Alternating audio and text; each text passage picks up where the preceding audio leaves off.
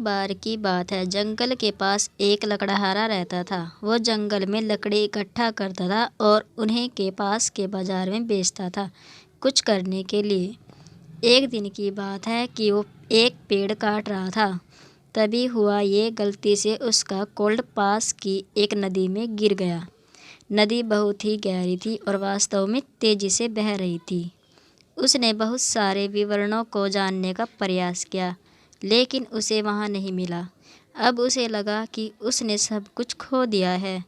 वहीं दुखी होकर वो नदी के किनारे रोने लगा। उसके रोने की आवाज़ सुनकर भगवान उठे और उस लकड़हारे से पूछा कि क्या हुआ। लकड़हारा ने उन्हें अपनी दुखद कहानी बताई। नदी के भगवान को उस लकड़हारे के ऊपर दया आई और उसकी मेहनत और सच्चाई देखकर उसकी मदद करने की पेशकश की। वो नदी में लुप्त हो गई और एक सुनहरी राशि वापस लाई। लेकिन लकड़हारे ने कहा कि यह उसका नहीं है। वो फिर से गायब हो गए और अब की बार वे चांदी की राशि लेकर वापस आए।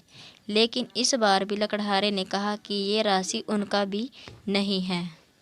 अब नदी के भगवान पानी में फिर से गायब हो गए और अब की बार वो एक आयरन के साथ वापस आ गए। कोल्ड का देखकर लकड़हारा मुस्कुराया और कहा कि यह उनका राशि है।